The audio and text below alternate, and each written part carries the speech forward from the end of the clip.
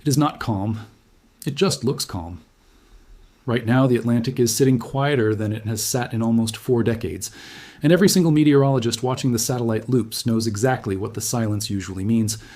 This is the slowest start to hurricane season the Atlantic Basin has seen since 1988. No major storms stacking up, no long lines of tropical waves rolling off the African coast and instantly spinning into monsters. Just quiet ocean. And if you know anything about how this basin behaves, you know that quiet oceans have a bill that comes due later, and it is usually a big one.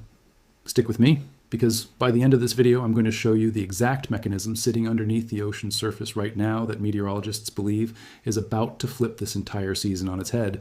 And it involves a number most people have never even heard of. Before we get into that, I want you to actually sit with how strange this is. 1988 was the last time the Atlantic opened this slow. Think about how long ago that is. That's almost 40 years of hurricane seasons, and none of them started this quiet. Not the brutal 2005 season that gave us Katrina and Rita and Wilma. Not 2017, the year of Harvey, Irma, and Maria back to back to back. Not even recent seasons that felt sluggish in hindsight. This year beats all of them for sheer silence in the opening months. And that number alone should be enough to make you sit up. But I promise you, it's what's happening underneath the water that's the real story here. Now, before I get into the mechanism, let's talk about why this actually matters to you, wherever you're watching from. If you live anywhere near the Gulf Coast, the Eastern Seaboard, the Caribbean, or honestly, even inland states that catch the remnants of these systems as flooding rain, a slow start doesn't mean a slow season. In fact, historically, it can mean the exact opposite. And I'll show you the receipts on that in a minute. If this channel is new to you, I cover extreme weather, seismic activity, and the kind of large-scale planetary shifts that most channels either oversimplify or completely miss. So if you want to actually understand what's happening to the atmosphere and the ocean right now, not just see a scary headline, hit that subscribe button because we're about to go for 5,000 subscribers this month. And every single one of you watching this early helps this channel keep doing deep dives like this one instead of surface-level clickbait. And before we go further, I want to hear from you. Have you personally lived through a hurricane season that started slow and then exploded later in the year? Drop it in the comments, because I read every single one, and honestly, some of the best storm stories on this channel come from people who lived through the exact pattern we're talking about today. So let's get into the mechanism. The reason this season opened so quiet comes down to something called wind shear, and I want to explain this in a way that actually makes sense, instead of just throwing jargon at you. Picture a chef trying to stack a tower of pancakes while someone keeps blowing a hairdryer sideways across the plate. Every time a pancake starts to stack on top of the last one, the wind knocks it sideways before it can settle. That's basically what wind shear does to a developing hurricane. A storm needs to build straight up, layer by layer, like a tower, drawing warm, moist air up through its center in a clean vertical column. When you get strong wind shear, which is just a fancy term for winds blowing at different speeds and directions at different altitudes, it's like that hairdryer. It tilts the storm, it rips the top off before it can organize, and it keeps tropical waves from ever becoming anything more than disorganized clumps of thunderstorms.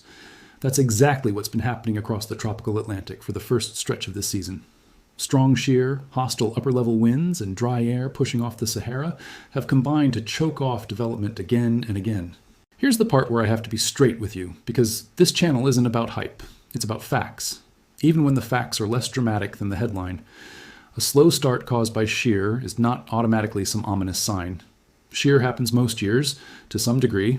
Some seasons stay suppressed the whole way through and we get lucky.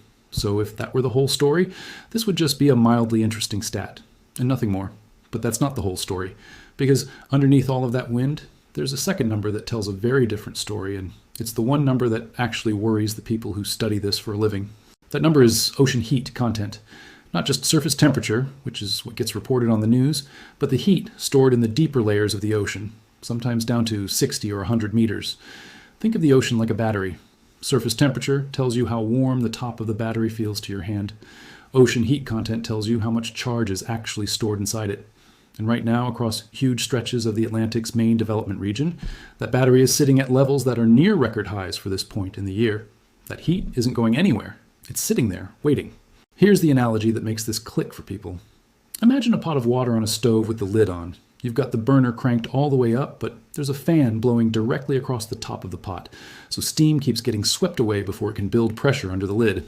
Right now, that fan is the wind shear. It's kept the pot from boiling over. But fans get turned off. Wind patterns shift as we move deeper into the season. Shear tends to relax in the peak months, typically from late August into October. And when that fan shuts off, all that stored heat under the lid doesn't need to build up gradually. It's already there. The pot doesn't slowly start to simmer. It can go from quiet to a rolling boil almost immediately because the fuel was never the problem. The fuel was sitting there the entire time. Let's put some real scale on this so it's not just an abstract idea. The main development region of the Atlantic, the stretch of ocean between West Africa and the Caribbean, where the strongest hurricanes typically get their start, has warmed to a degree that, in some analyses, is being compared to the ocean heat levels seen right before the historic 2005 season. Now, I'm not saying this is going to be 2005. Nobody credible is saying that. But when you're talking about ocean heat content anywhere near that ballpark, you are talking about enough stored energy to intensify a storm from a tropical storm into a major hurricane in under 24 hours if the atmospheric conditions line up. Meteorologists call that rapid intensification. And it is genuinely one of the scariest phrases in this field, because it means a storm that looks manageable on a Tuesday can look catastrophic by Wednesday morning, with almost no time for coastal communities to adjust their evacuation plans. To put the raw heat number in perspective, some portions of the Gulf and the Western Atlantic are running with heat content that's the rough equivalent of having an extra several weeks of summer sun stored below the surface that a normal year wouldn't have banked by now. That's not a trivial cushion.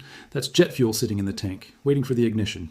Now, let's talk about history, because this is where the "here's why" that's about to flip part of the story really earns its title.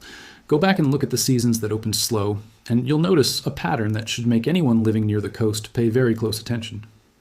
1992 opened relatively quiet in its early months.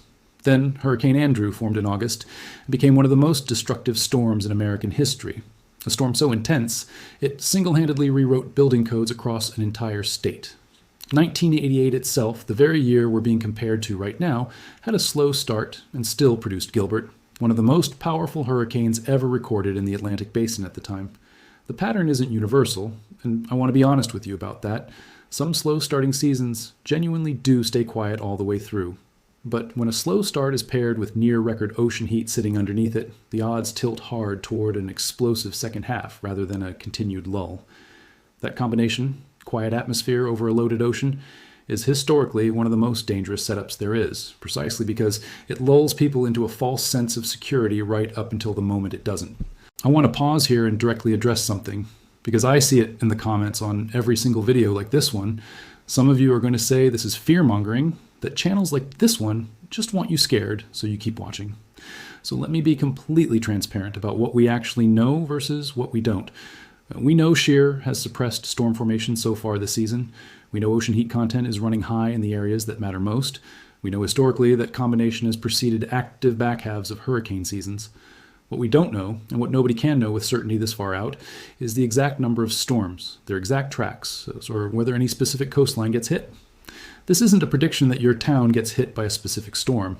It's an explanation of why the ingredients for a dangerous second half of the season are already sitting in place, and why it's been quiet so far is not the same thing as it's going to stay that way. Let's do a quick comparison, because I think this helps put the risk in perspective. Compare this year's setup to a genuinely quiet season, something like a year with weak La Niña conditions fading into a strong El Niño, where wind shear stays elevated deep into September and ocean heat is closer to average. In that kind of year, a slow start really does often mean a slow season, because both ingredients, the fuel and the trigger, stay suppressed together. This year is different specifically because only one of those two ingredients, the shear, is currently suppressing activity, while the other, the ocean heat, is doing the opposite. That mismatch, one variable saying calm down and the other screaming ready to go, is exactly the kind of setup that historically flips hard once the atmosphere catches up to what the ocean has been storing the whole time. So let's bring this together with a quick recap, because I know this was a lot of information, and I want you walking away from this video actually understanding it, not just feeling vaguely nervous. First, this Atlantic hurricane season has had its slowest start since 1988, driven primarily by strong wind shear and dry air suppressing tropical development across the basin. Second, underneath that quiet surface, ocean heat content in the main development region is running at levels near some of the highest ever recorded for this point in the year, meaning the fuel for major storms has not gone anywhere. It's simply been waiting. Third, historically, when a slow start is paired with elevated ocean heat rather than an all-around suppressed environment, the back half of hurricane season tends to become significantly more active, sometimes producing rapid intensification events with very little warning. And fourth, This pattern doesn't tell us exactly where or when the next major storm forms, but it tells us the ingredients are already in place for the season to flip from historically quiet to genuinely dangerous, and that shift can happen faster than people expect. Now, because this channel always tries to leave you with something useful and not just something scary, let's talk about what you should actually do with this information. If you live in a hurricane-prone area, now, while it's still calm, is the best time to check your evacuation route. Not during a 5-day warning cone update when stores are already stripped of supplies. Now is the time to make sure you've got a basic emergency kit together. Water, a battery radio, flashlights, a few days of non-perishable food. Now is the time to check whether your home insurance actually covers flood damage. Because in most standard policies, it doesn't, and that surprises people every single year after the storm is already hit. None of this requires panic. It just requires using a quiet window productively instead of assuming quiet means safe. I'll leave you with this. The Atlantic isn't broken. It isn't malfunctioning. It's doing something it has done before, holding energy back behind a wall of wind shear that historically doesn't hold forever. 1988 taught us that a slow start and a quiet ocean are two very different things, and only one of those two conditions is currently true this year. When that wall comes down, and it typically does as we move deeper into peak season, the ocean underneath it has more than enough stored heat to make up for lost time fast. If this video helped you actually understand what's happening instead of just scaring you, that's exactly what this channel is here for. Let me know in the comments where you're watching from and whether you've noticed the quiet start where you are. Hit subscribe if you want to stay ahead of this as the season develops, because if this pattern plays out the way the last several comparable seasons have, we are going to have a lot to cover in the coming weeks. Stay safe out there, and I'll see you in the next one.